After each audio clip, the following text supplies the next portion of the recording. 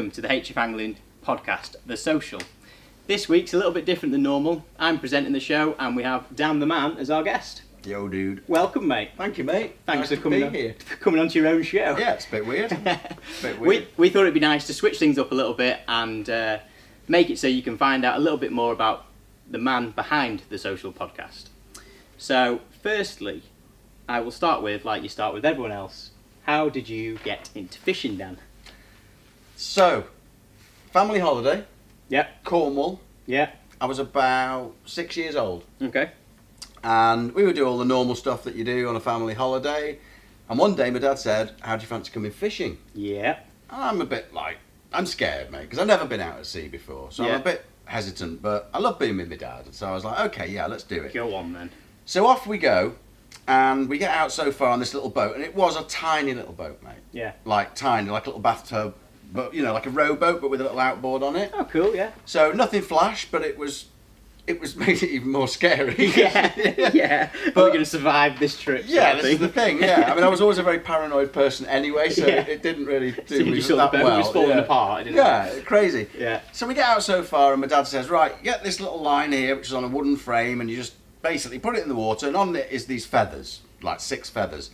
And I'm thinking, what's going on here? Yeah. What, you know, what we doing, tickling fish or something? Yeah. So anyway, in they go, and we're trawling around, and suddenly there's like boom, boom on the line. It pulls. Nice. Knock, knock, knock. I'm like, oh, Dad, what's going on? What's happening? Yeah, like, am I going to get pulled in or something? And then another, and then another, and it gets heavy. The line's getting heavier and heavier. Yeah. So my dad eventually says, right, pull it in, wind it in on the frame. So I wind it in like this with my little muscles, as much as I can, you know. I can imagine it. Yeah, not much different than they are now. And I pulled it in, and as it got to the end, I saw like 6 fish flapping about in the water. So we get them in. My mind is blown, mate. My dad gets the fish off the hooks, hands me this mackerel, and I'm just in total awe. Yeah. Like I've said before, it's like, to me, it was like being in the presence of an alien, something from another world. Yeah. And I have no business to be in the same place What's as that going on thing. here, You're like, sort of what thing, is this? yeah. This, but also stunning. The Yeah. colours in it and everything just blew me away.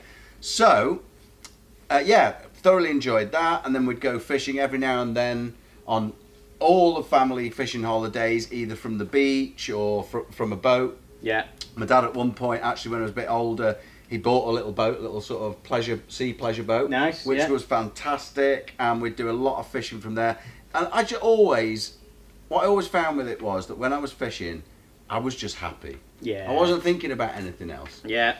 And then as I was sort of got into teenage years and got old enough to drive, my mates and I would all go off normally to, where did we go off? Anglesey, Ross Niger and Triada Bay. Right. And so we'd be fishing off the rocks. We'd find the most dangerous place we could possibly get to, you know. It'd take a load of beer and stuff and food, tents, the whole lot, camp out over the weekend and just spend the whole time fishing off the rocks, and loved it. So it was always sea fishing to begin with? It was always sea fishing, mate. Yeah, I didn't do any freshwater fishing at all. No.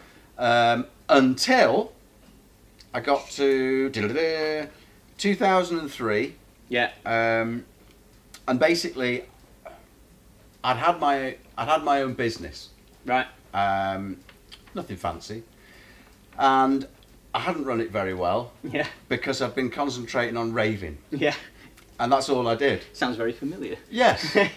So I was raving and DJing, and it's very familiar, isn't it? Raving and DJing and all the stuff that comes with it. Yeah. And everyone else's stuff that comes with it. And it was great. And I had a massive breakdown because it completely mentally destroyed me. Yeah. You know, which we all kind of knew was going to happen to all of us. Yeah. It kind of makes sense. Yeah, I suppose, and for it the heavy. did. It did, yeah. So I was written off work for 3 years. Full on massive breakdown. Yeah. It wasn't. I was in a bad way, mate. Yeah. I was in a really bad way. Dark days. Yeah.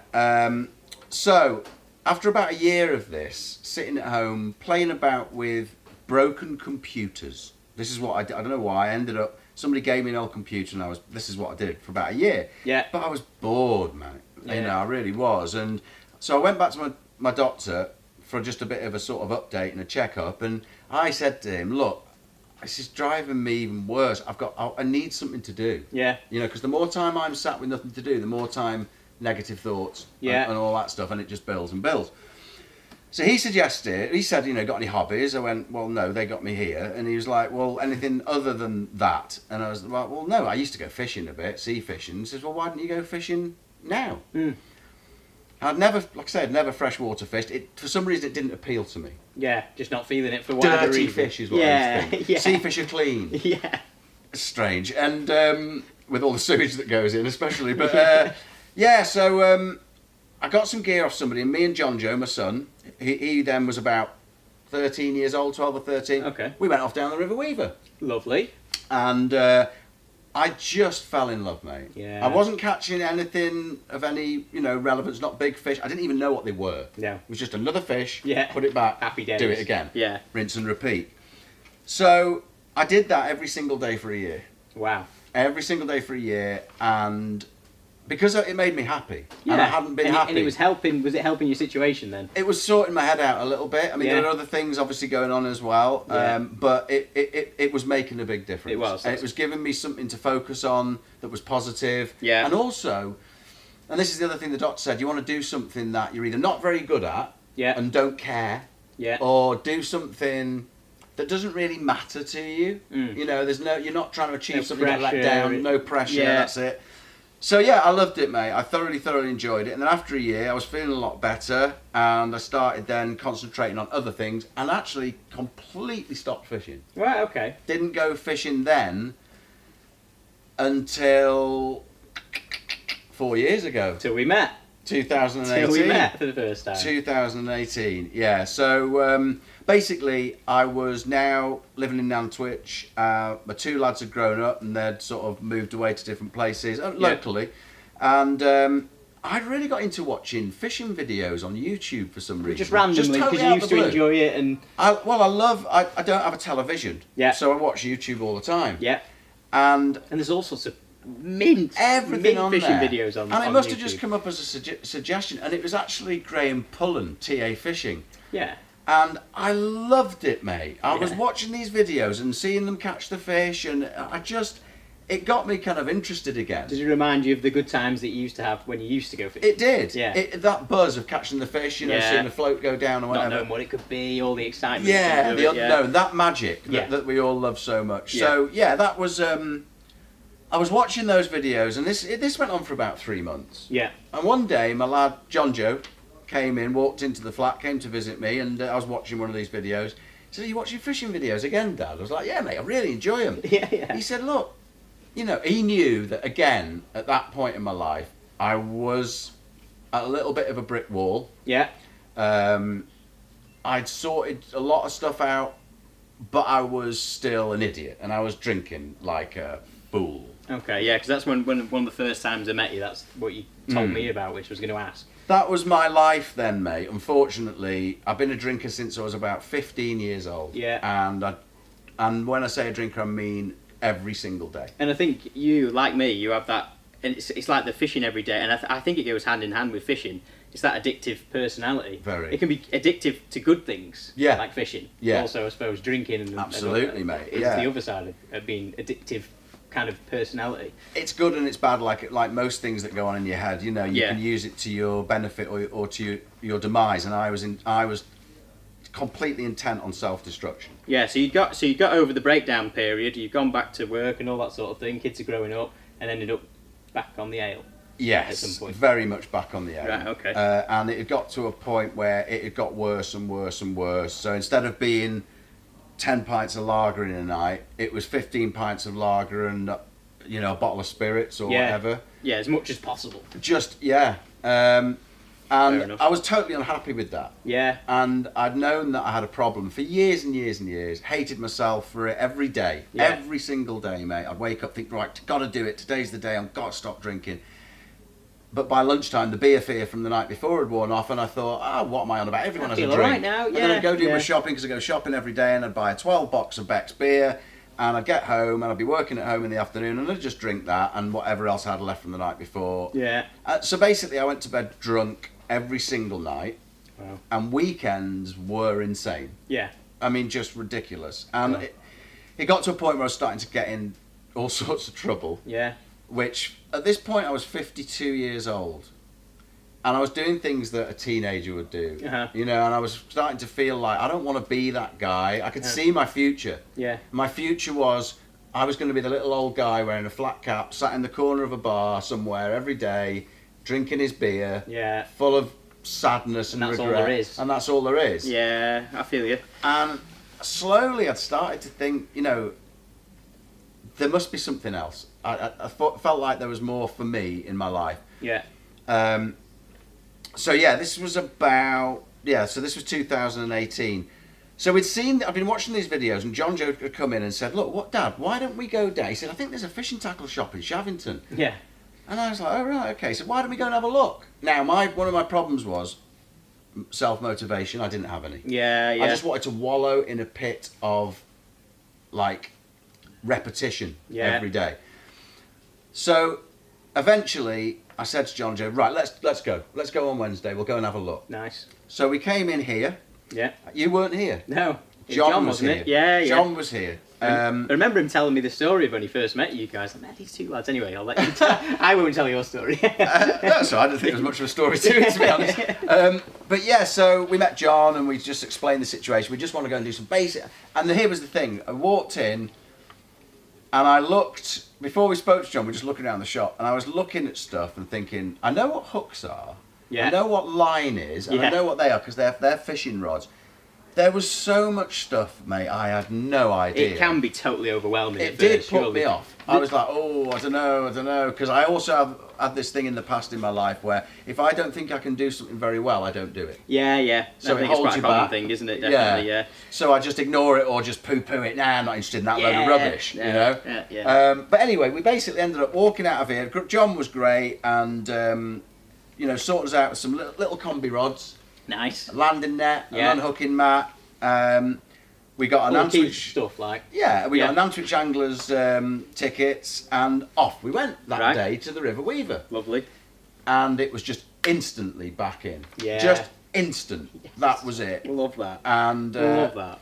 You know, and for John Joe as well, and to have him with me on that journey, which he still is. Yeah, he is indeed. Is amazing. That's so cool. You know, me and both my lads, James and John Joe, we are the best of friends in the world. Yeah, we couldn't you be are. closer. It shows a mile off. Yeah, but this, so we were already close, but this just allowed us to enjoy each other's company and you know, and build memories, mate. Yeah. You know, which is what it's all about. But it did me a lot of good. I really enjoyed it, and slowly moved from just sort of fishing in the river to then going to little places where what you'd call easy waters for catching carp. Yeah. At this point, is the drinking totally stopped because of fishing, or is it? No. Basically, what happened was, so we came in here in the July of 2018. Yeah. I carried on drinking. Yeah. And then a couple of times, John Joe would ring me from the river in the evening. Yeah. And he'd say, oh, there's loads of fish about, I've had this, I've had that. Yeah. And I really wanted to go, but I was drunk. Yeah. And I couldn't drive there, and I was too drunk to be bothered to walk with all my gear. I lived right on the outskirts of Nantwich. Right, okay, yeah. So it wasn't really very far, but I convinced myself it was miles. Yeah. So yeah, I just started thinking, this is even limiting my fishing. I really want to go fishing. And you're really enjoying that. And I'm really enjoying that. Yeah, okay, cool, got you, yeah. So yeah, eventually, mate, one day I woke up like I had done every day for many, many years, and I thought, I've got to stop. And I don't know what it was. I think it was just I was ready. Yeah. I was ready, and I made the decision. If I'm honest, I'd started to get bored of being in the pub and just drinking. The thrill had sort of gone. Yeah, it's become a process. Yeah, and again, there was that thing of me thinking, this is my future, and it's not a good one. Yeah. I'd had liver damage twice from drinking. Yeah. I got various scars all over my body, every single one from drinking. Yeah. Not from accidentally dropping a glass on me or something. Just stuff that happens when you piss. Yeah. So I decided I wasn't going to drink anymore. Lovely. And I felt good about it. I felt empowered, and like because it can happen this time. Yeah, and because I had the fishing, mate, I had something to focus on. Yeah. Every day, and I did again. I was fishing relentlessly. Yeah, because that's how we got to know each other. I've seen you in the shop all the time. And was like, go fishing again. So all the time. And you know, you guys have said it before. Everybody here has always been great. Yeah. I was like a sponge. I just wanted to learn. You did. That education was coming from you guys all the time, and every time, you know, you learn every time you go. If you make sure you do. That's the way I try and see it. So yeah, and I just didn't drink. I just carried on going with the fishing. That's all I thought about. Yeah, it took over your mind, the fishing. It completely. It hooked you. Yeah, it did, mate. It did. As they say. As you say.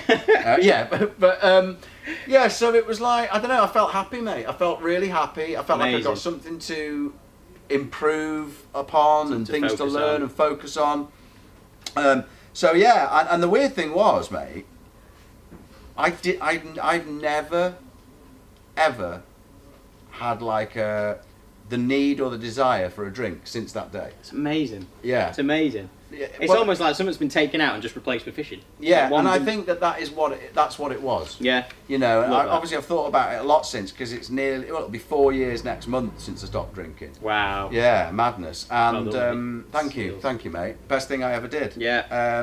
And I'm alive still, which I probably wouldn't have been. Yeah, well, this is Which it. is a It's bonus. serious. Well, it is a bonus. It is a for bonus. most people, mate. Generally. So yeah, I was very happy. I was really enjoying it. And then I'd gone to like one of these, you know, like I say, runs water, as they're called, where catching carp was pretty easy. All right. So you've just been on the Weaver and stuff. Just been on the Weaver, and somebody said, why don't you go up to this little pit at the top of Welsh Row, and a lot of people will know the pit I'm talking about. I think it used to be a day ticket called Fields Farm, but all the land had been bought by a building company. There was just this pit left, and this guy had told us, we met this guy at the river and we were talking about fish. He said, if try and catch some carp, go up there, floating bread or whatever. So I was like, yeah, let's go. John, Joe and I went the next day. Yeah. Loaf of bread, rods, just dead simple, you know, free lining, and we caught, I don't know, 7 or 8 carp in the afternoon. I just fell in love with that. With that side of it, the carp fishing. Yeah. The extra fight that they give you. Mate. I mean, and the difference. Because you always used to say to me, Dan, when you first started, it was a bit of a running joke in the shop that one day you'll be carp fishing, mate. We'll get you carp fishing. You and John would completely wind me up all the time, and I will never be carpy. Yeah. Oh, you was Dan's getting carpy. I'm not getting carpy. Started using carpy words. I'm gonna start drinking again now,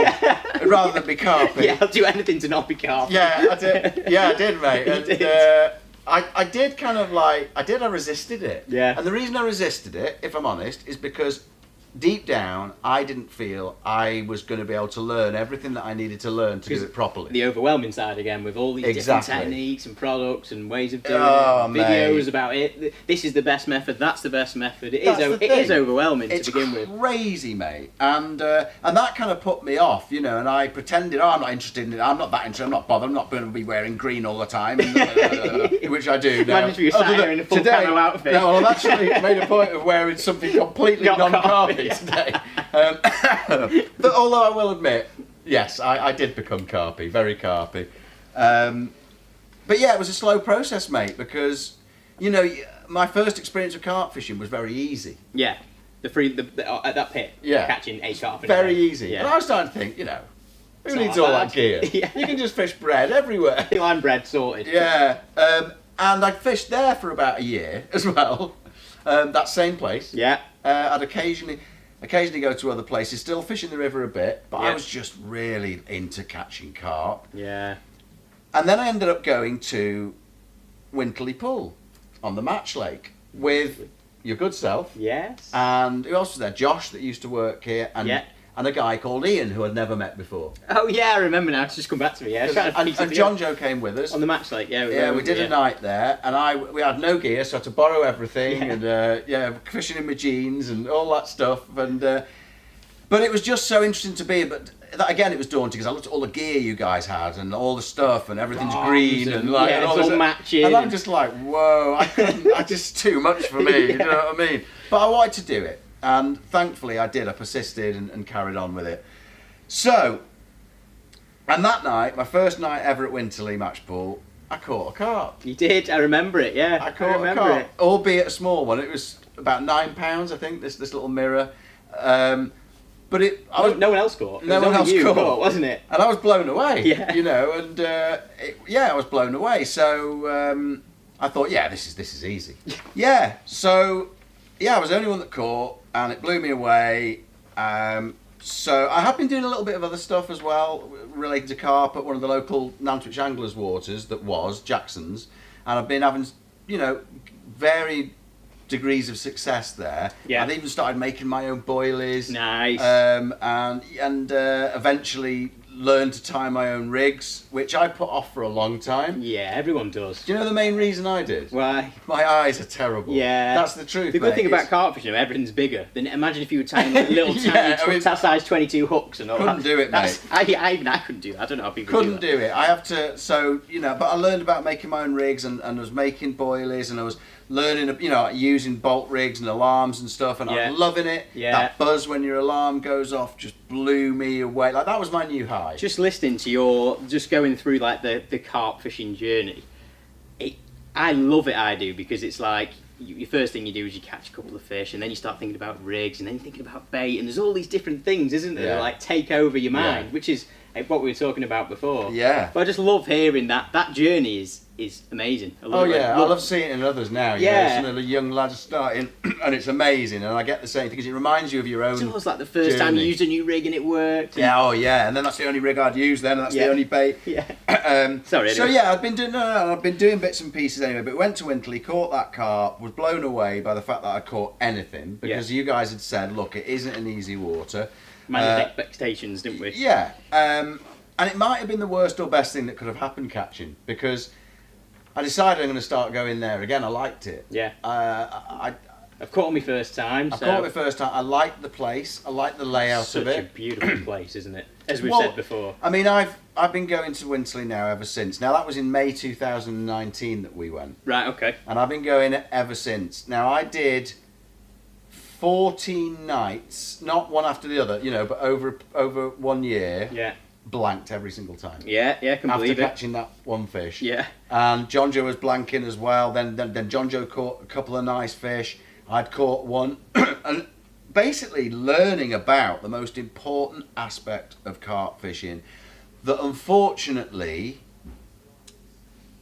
I'd overlooked or I'd ignored. Yeah. And also because it doesn't get talked about as much, because it isn't profitable to talk about watercraft. Yes. Yeah. Yeah. It's profitable to talk about bait and rigs and Yeah. stuff. I get that, and I get that it's an industry that must survive. I mean, here we are at HF Angling. Yeah. Yeah. And I get that totally. But as an angler, for me, I got distracted, Yeah. and I didn't learn about You watercraft. started thinking about, I'm going to make my own baits because that'll help me catch fish Yeah, more so than... make a better rig, and still be casting out to the same spots Yeah. without doing any leading up or anything. Yeah. And Spot finding as well. spot like you say, finding, yeah. wasn't doing any of that, mate. It was just looking to see any fish. You don't see a lot of shows at Winterley on the match No, pool, you don't, no, you so don't. you have to kind of get to know the place. Yeah. So yeah, Subtle signs of fish as opposed to them showing everywhere. yeah, definitely. Yeah. But one thing that I knew straight away, mate, from about 2-3 visits to Wintley was that was my second home. Yeah. I fell in love with it, and I mean in love, and I still am. Yeah. I've been to some nice places fishing in the last few years, but for me, there's nowhere that comes near It's Wintley gorgeous, Match isn't Pool. it? It is good. I understand. It's that. just a beautiful place to be. Yeah. And with carp fishing, sometimes, no matter how good you are or lucky you are, it's nice. It's important that it's a nice place, because you're often stuck there doing bugger all. Aren't Yeah, you? yeah, So- no, it is. It does. Blanks happen all the time. They do. On waters like that aren't the easiest. No, and especially when you're learning. But I just fell in love with everything about it, and to this day, it's my favourite place to fish. Yeah. And it's run so well by Mark. The way the pegs are laid out, it's not like you're fishing a day ticket. It feels more like you're fishing a syndicate It does. type It's like water. a private lake almost sometimes, Yeah, isn't it? that's Like it. you're away from everything. It's not like peg after peg after peg It's after peg. never. I It's mean, all spread out. you It's got 8 beautiful. pegs. Yeah. On quite a big lake, really. On a decent sized lake For with that many some pegs. beautiful fish in there. I mean, this is the thing. You get into that habit and that trap of thinking the only thing that matters is the size of the fish. Yeah. And to some degree, of course, it does. But what I learned at Wintley is what really matters is what does that fish look like? And it took me Yeah. back to when I first looked at that mackerel and how its colours, etc., amazed me and Beautiful blew me scales away. and all the different patterns you can Yeah, get. and that's the thing. Like mirrors, don't get me wrong, I like to catch a common, but I would far rather catch a mirror. Mirror's carp. your favourite then, is it? Yeah. Oh, Yeah. 100%. Or koi. And in there, a lot of the carp are very old as well, so they've got a bit of a story Yeah. to tell, as you say, which is Oh, they true, have. though, isn't it? They've been Yeah. swimming around for 30 years. Yeah. And they've developed this character and this look and the dark, and oh yeah, it's cool. It's- I feel it. I totally get it. It's the best day fishing ticket in the Winterley, area. without a shadow of a doubt, mate. Without Yeah. a shadow of a doubt, hands down. And your fishing, as I've seen, has improved so much from those first days when you first started and caught that first fish to now, with you going regularly with John Joe, you're catching frequently now, which is difficult on there.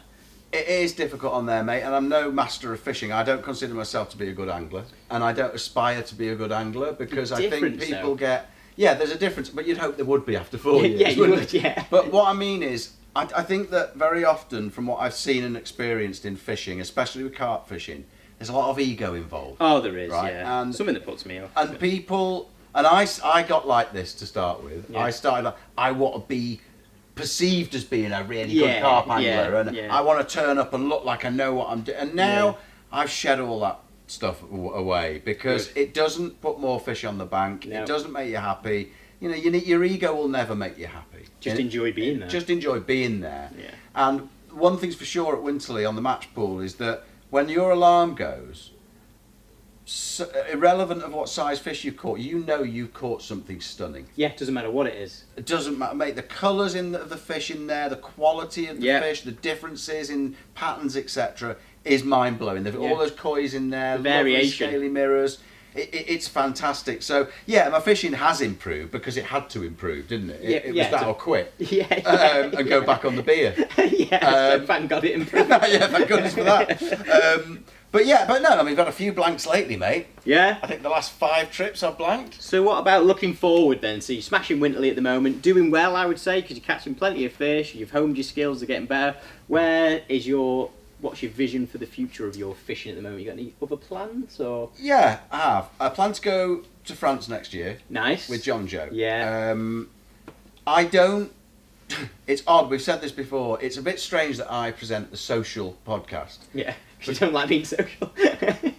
I'm the least I knew you were gonna sociable say guy that. that I know, and Yeah. most people know. And it's nothing to do with I don't like people or specific people. It's because all my life, mate, I've struggled with social anxiety. Yeah. And I have a bit of a messed up head, and I'm not embarrassed to say that or ashamed to say that. Yeah. I've suffered with mental health problems for a long time before all the crazy partying. Even Yeah. when I was a Just young the kid. normal. Yeah, I've suffered from Typical really bad normal anxiety and depressions and stuff like that. Yeah. And that's another reason why fishing, really did, as the blogger said, fishing saved my life. Yeah, we'll link that in the description. That's well worth. Yeah, I watch did to a read. blog. Yeah. What was about? I think that was the second year that I was fishing, so about Yeah. 2019, didn't I? Which is on the HF Angling website. But it did. It really saved my life. But I'm not a very social. I struggle. Yeah. If I'm with around more than say 3 or 4 people, I don't know what it is. I can't explain it. I just freeze and lock up. Yeah. That's fair enough. So John Joe and I are going to go on our own. We're going to find a lake that we a can. bit of an adventure, father-son adventure. Yeah, have a week. Love it. At a private lake. Yeah. So there's that. So I want to go abroad and experience that side of things. I want to go back to Church Lake. Yeah, of course. We haven't even talked about Church Lake, but yeah, No. you smashed that up as well. I was very lucky, mate. I was very lucky that it was a weird one, mate. And I'm not going to harp on about this, but I booked to go to Church Lake very fortunately, and I want to say at this point publicly a massive thank you to a really, really, really special guy. Yeah. Right? Because things like Church Lake fishing for someone like me, I don't earn a lot of money, mate. No. And so to go to somewhere like Church Lake is just a dream. Yeah. It It isn't cheap, and it is rare that a lot of people won't even know what Church Lake is unless No. they've seen us posting about it, because it's No. quite a special place. It is a special Yeah. place. It was also, I was at a stage in my carp fishing where I was like, I don't think I'm ready for this. It's a tough lake and there's big fish in there, and you see all these videos of the pro anglers fishing there. Yeah, it is. It was worrying, daunting. isn't it? Daunting, mate. that's the word, yeah. So I wasn't really sure I wanted to go, but anyway, my good friend who I met through fishing, through yourself, from that trip at On that Winterley, first time, yeah. who is now one of the best friends I've got in Yeah. my life, is Ian Locker. Go on, Ian. Love you, Neil. Neil. Yeah.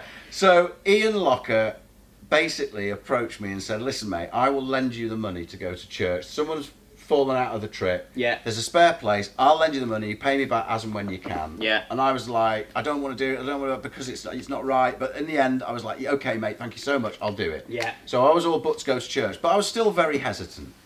I was hesitant for you all going as well, because I know what it's like. It's a very, very difficult lake, and like you say, many pros go there and blank and all that sort of stuff. And I remember thinking, I do hope he catches. I do hope he catches, because it was a massive step. Yeah, to go. Huge, mate. And also, I only wanted one fish. All I wanted, my PB before I went, I think was 18, and I was still in that thing. I want a 20. I want a 20. That's going to make my whole life. That was the better. next target. It was yeah, 20. Yeah, but even in a Everyone has minimal way. targets. Yeah, it was my target. Was I wanted to get a 20, and I tried, and so yeah. So 3 weeks before church, my dad died. And obviously that's a bit of a well, it wasn't a shock, to be fair, but it was it's a big deal mentally. Of course it is. It hits you mentally. So I was thinking, oh no, I'm going to have to cancel the church trip. I don't want to be so far away from the family. I'm going to be needed around here. And I ummed and ahed about it, and his funeral was on the Friday, and we were going on the Monday, the following Monday. So close. Really close. But basically, in the end, I just had this bolt from the blue one day, and I thought, the best thing I can do for me to deal with this is a complete change of scenery and focus. Yeah. Get my head out of this entire thing. Yeah. Got the funeral done, and then, and I thought, right, we'll do it. Going away Monday to Friday. So off we went. And it was a tough choice. Yeah. And it wasn't easy the first day or two, because it was hitting me a little bit when I was there. And also, first day didn't catch anything. And I think a couple of the guys had some fish, good fish. So yeah, and I had a bit of a rough one. And about lunchtime on the Tuesday, I went into my bivvy, and it was red hot, end of August, and I just lay in my bivvy, nearly dying of heat exposure. But I just wasn't feeling things, and I just wanted a bit of space. And I must have been in there for about an hour and a half, and I think I even fell asleep. Yeah. And I'd just woken up, and I was sat up on my bed chair, and I hear John Bailey, who was with us, and because there was me, John, Lucas, John's lad, Tim, and Ian. Yeah. John had come to the bivvy and basically gave me a pep talk. Yeah. And you could feel the vibe. and I'd always be grateful. He knew something was right. Yeah. And it was obvious, Yeah. I mean, I had kind of expected some rough moments. Yeah. But you just try and go through them and carry on. Yeah. But John helped me to come out of that and said, look, let's redo your rods and let's start again when you're ready. And I was like, thanks, mate, appreciate that. Sat there for 10 minutes, pulled my head together, and went about the business of redoing. What was I fishing, 4 rods? Probably. Yeah. Probably, yeah. 4 rods. I wasn't fishing 4 rods. It's illegal. Yeah. 3 rods I was fishing. 3, oh yeah, so, yeah, 3 rods. That's so more like all it. but one of the rods I changed. Okay. I left one where it was because it was a spot that I'd seen from the Google Maps image. Yeah, yeah. I've been looking at that all week. Yeah, obviously, you do, don't you? The lead up to these things. And I'd seen this spot, and I thought, I'm gonna have a rod there. Definitely. So I left that one and redid the others. Yeah. And about 4 o'clock in the afternoon, we stood by the little lodge there, and that was the swim I'd got, so I was close to my rods, and Nice. my alarm went off. And I was just like, I mean, if I'd got a buzz off the alarm before, this was just another level. Yeah, I can Knowing imagine. what's in there. Yeah. And Could be a 50. Could be, yeah, I mean, just ridiculous. Ginormous. All I wanted was a 20, anyway. Yeah. And then I'm thinking, am I going to be able to land it? It's very weedy. Weedy and stuff, yeah, Am yeah. I even going to get them in? We're on barbless hooks, and what's going to happen? And I landed it, and it was a 29-pounder mirror Go on. as well. There's a mirror. the 20, yeah. And I was just done, mate. That was it. I could have just sat there and not even put the rods in. Yeah, I would have been happy. Yeah, brilliant. And it was and there was a lot going on. People were getting bites, but a few fish were getting lost. Some were getting landed. So yeah, I thoroughly enjoyed it, and just that one fish gave me more confidence. Yeah. But as I say, I was happy with that. I was content. And I caught. I think the next day I had a 32 and a 34.12. Yeah. And then on the Thursday. No, that was it then. I'd had one on the Tuesday, one on the Wednesday, one on the Thursday. Friday morning. I get up really early anyway because I don't sleep too well. So I get up and it's about 5 in the morning. And I go straight into the lodge and I make a brew, right? And it had been, for the first time, the night before, been really windy. Yeah. I know everyone's alarms have been beeping all the time because they're getting the reeds or whatever blown across the lines and beep. So the alarms have been going like on and off, little single beeps all night. And you're there like, bloody wind, whatever. Anyway, I got up and I made a brew in the lodge and I'm stood there with a coffee, looking out on Church Lake, taking in what's gone on. Yeah. There's a mist on the lake. I'm stood in the It's a middle of the beautiful place 2 as well, hours. isn't it? It's an absolutely mind-blowing place in every possible way. Yeah. And I'm stood there looking out on the water thinking, wow, I never thought I'd get a 30 and I just can't believe this is so good. You know, I had a few emotional moments. I'd sort of done a thank you, Dad, and all that sort of stuff. And I thought, yeah, this was the right decision. I really did the right thing. Anyway, and then, you know, beep, like single beep again. I'm like, oh, bloody wind, and drinking my brew. Beep. I'm like, this wind.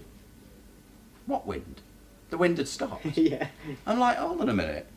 Beep again, single beep. And I looked at my receiver, and it was one of my rods up the other end. So I walked up, and I looked at the rod, and the line had been cast out to the island in front. Yeah. So when I'd left it, the line was just going straight out to the island. Was this the original rod that you left alone? No, this was the one next to it. Yeah. So I looked at it, and the line was now going like that, straight into a massive reed bed in this close margin. Oh. And I thought, oh, I've been had off. Yeah. I've been had off in the night or something. Oh, so anyway, I picked the rod up and it's just locked. I'm like, oh, bloody hell. So I'm pulling this rod and it's coming really slowly. There's a big ball of weed on it. Yeah. And I can see this ball of weed coming through the reeds. I've got this big reed, I've got to pull it through that. Yeah. And I'm like, oh, come on. I'm pulling it through. And as it comes out of the reeds into the clear water, I just see this fish going, whew, swimming off. Away it goes. And taking my rod with me. Yes. I'm like, what? So I got that one in. Now Tim's seen me because he's over in the far corner. He's seen me and he's come along and bless his heart, he got the net. We got this fish in. It was the most beautiful fish of the trip. It was £27. Nice. But it was the most beautiful fish, mate. Gold and brown mirror, almost fully scaled, stunning creature. And I mean, to me, it was just a bonus. Yeah. It almost felt unnecessary. Like, well, I don't need this. Yeah. But still, very happy to get it. Yeah. So we get it in the sling, in the retainer, because we're going to get the pictures, get ready to do the pictures. And you know when John Bailey does pictures, mate? Oh, yeah. Those pictures are brilliant. And that comes at a price. Yeah. And the price is John has to set everything up perfectly. Yeah, so that fish has got to be in that retainer, kept nice and safe, while John gets everything ready. And, Yeah. and I love it because it's fantastic. You get the best shots anyone could get. So we just got it in the retainer when there's a beep beep. What?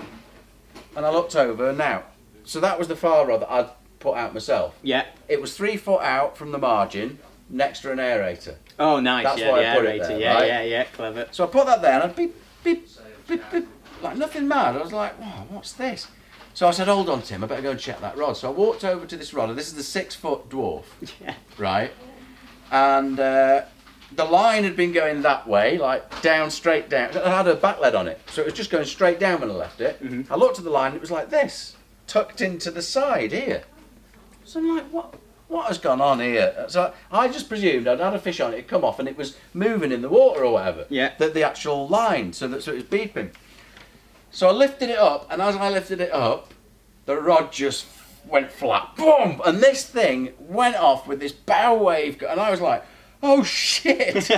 Tim comes running and goes, another one on. I was like, hey, I've got one on here as well. Yeah.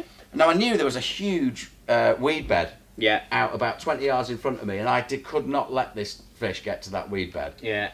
So on my little 6 foot dwarf, and I tell you what, mate, because of that, to this day I swear by those rods. Yeah. For the money they cost me, they are brilliant, mate. superb, mate. So strong, they can handle anything. Well, and they did. And they did. And they did. So we get this fish in, and I knew this was a good one. It was a mirror again, which I was happy about. They were all mirrors for me. Yeah. Get this fish in, get it in there, and Tim's going, this is a big one, this is a big one. I'm like, I can't tell. My brain was so frazzled. Yeah. You know, I'm like, I don't know, mate. It's I've no happening again. idea. It's happening again. Yeah. Anyway, we did the photo with the first one, did all that, got that back in, and then we took this other fish out and weighed it, and it was £40 on the nose, and I just couldn't take it in at So you've this had your point. 20, you've had multiple 30s, and now you've had a 40. And then I had a Last 40, yeah, on a 6 foot rod. On a 6 foot Just rod. blew my mind, mate.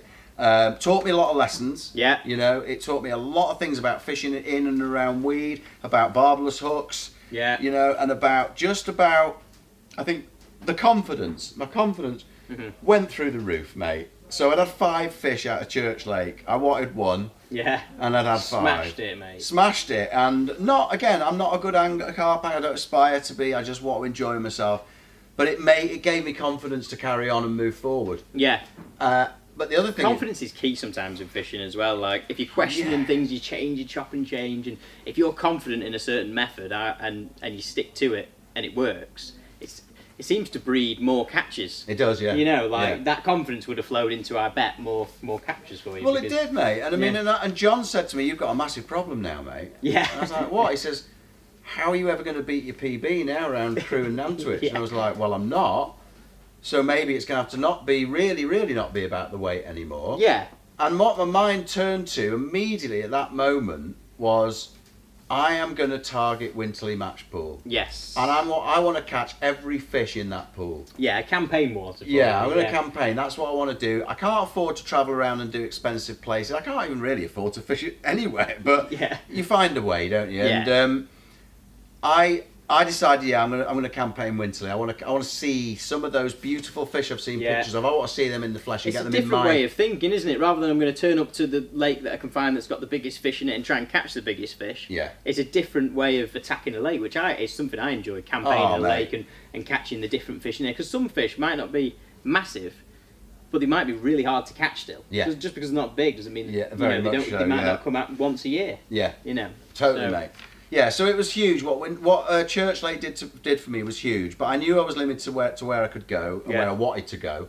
I don't like busy day tickets, with 40 pegs and everyone queuing up to. It's just not my thing. And if you're into that, great, enjoy it. It's just not my thing. Yeah. So Winterley was perfect, and I thought, I fell in love with the place anyway. I getting to know Mark as well, Mark Colclough, legend, who is a legend and knows his stuff.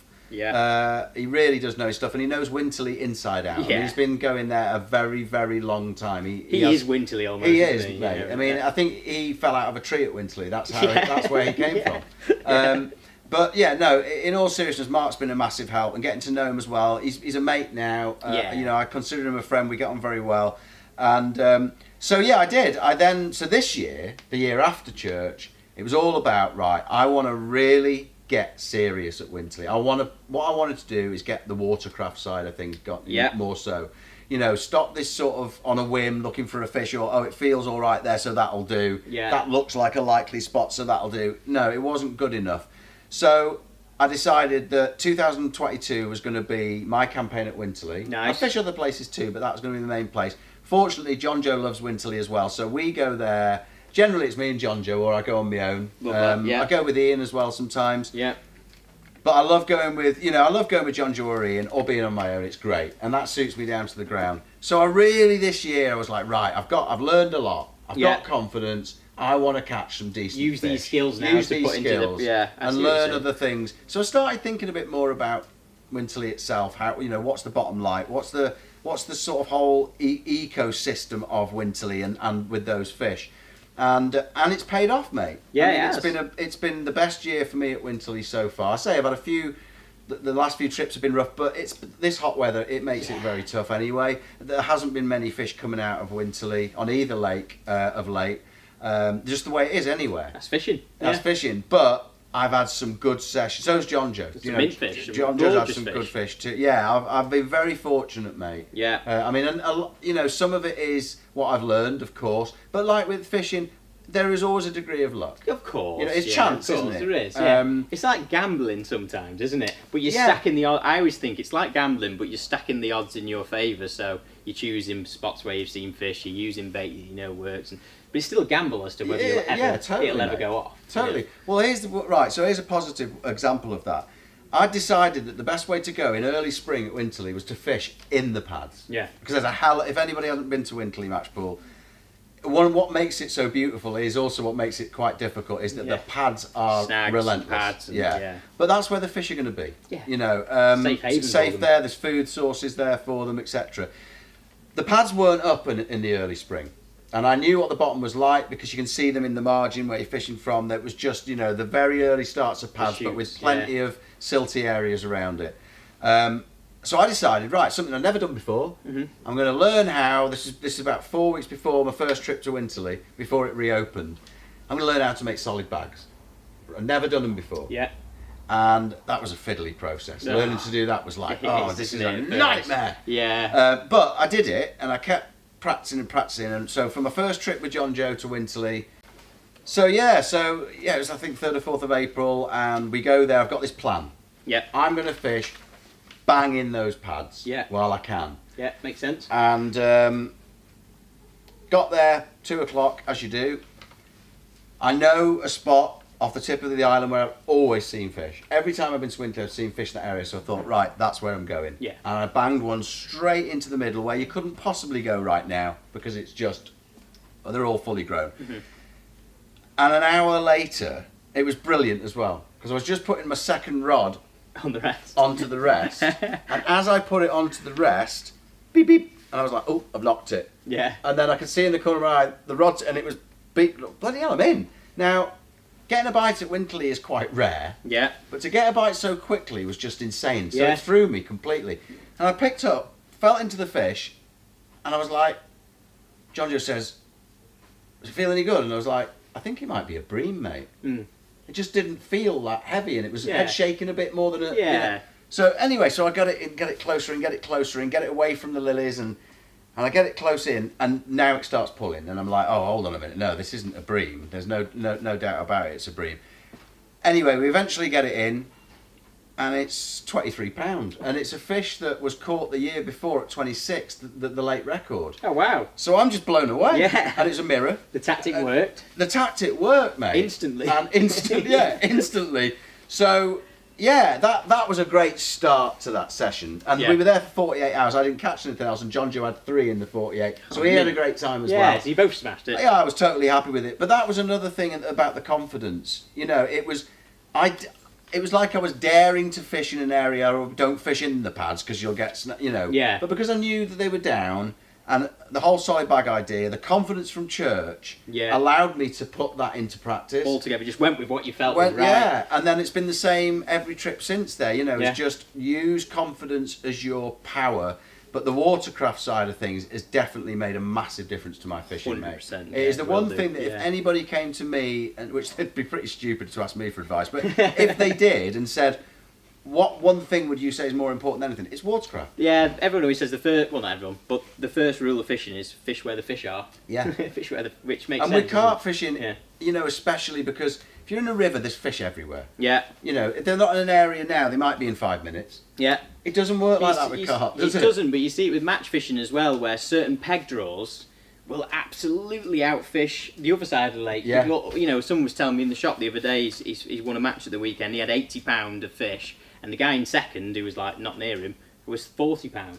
So he doubled the weight. Double the weight. Smashed it because he was in the right area. Yeah. And he fished it well. Yeah. You've got to do both. But it's the same especially with carp match fishing, yeah. I mean, all the stuff Adam told me blew me last away. one. You Yeah. know, It blows my mind as It's well. incredible what those guys know, and I do believe 100% that there's a lot that carp anglers can learn from match anglers and vice versa. Some of And the I best think if anglers are all-rounders, aren't they? Yeah, if people fish all round, or if they are prepared to drop these ridiculous, I'm a carp angler and you're a match angler, so we're not going to talk because I wear green and you wear blue. Yeah.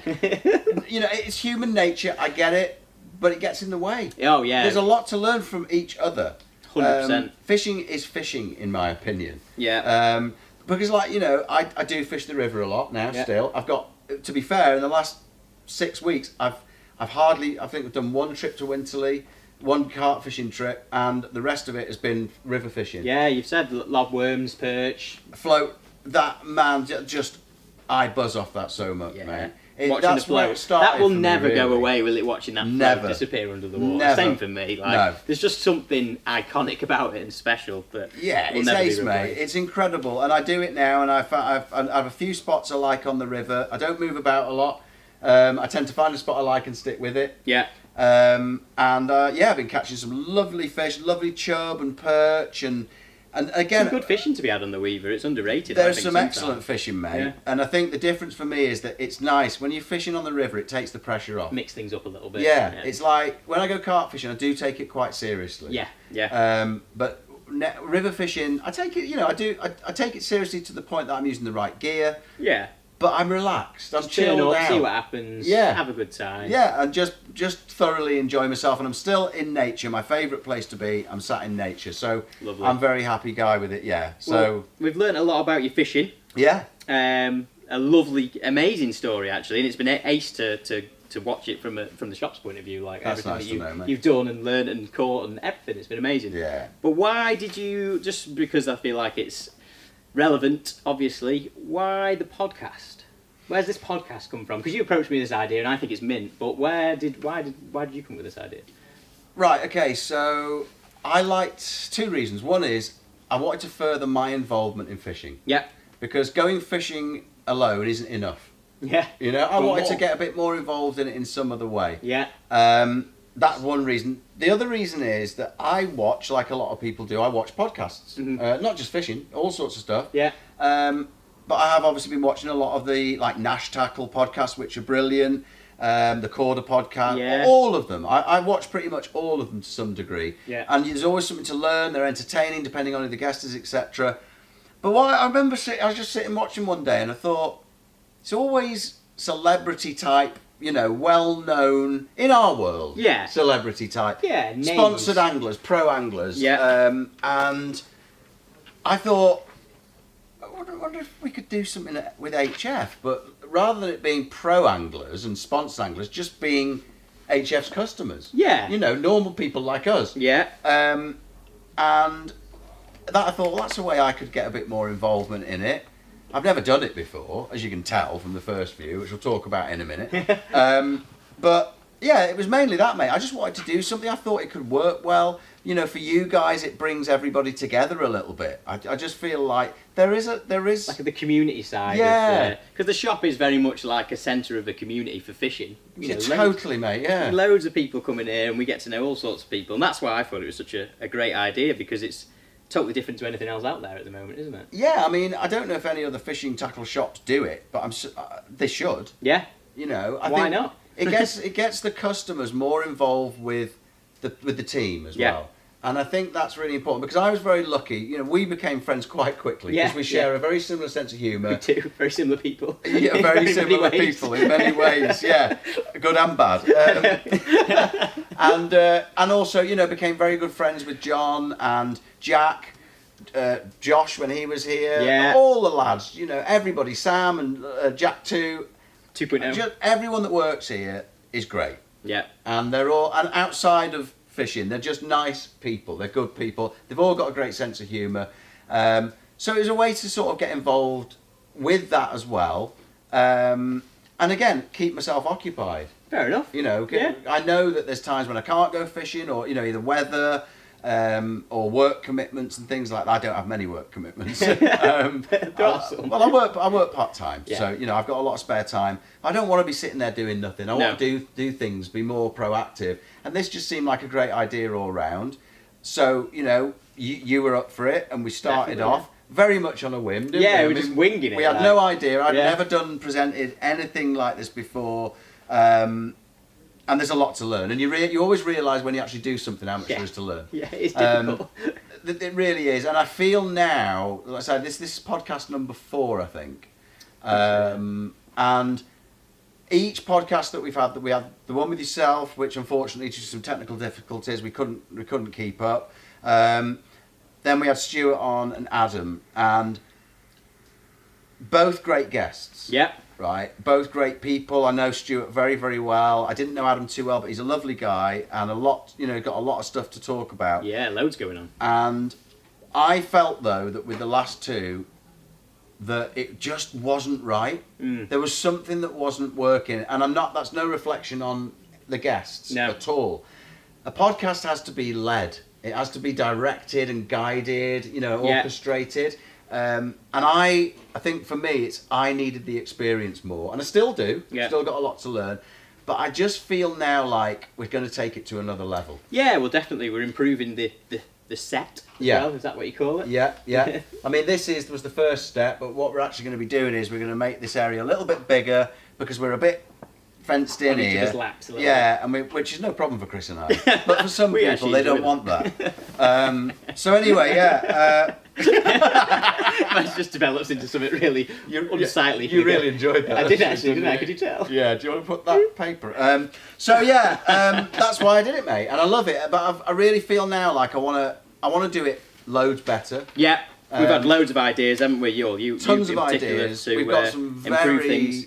different plans now. Some of which I've discussed with you, some of which I haven't yet. Some mint guests lined up as well. Yeah, we certainly have.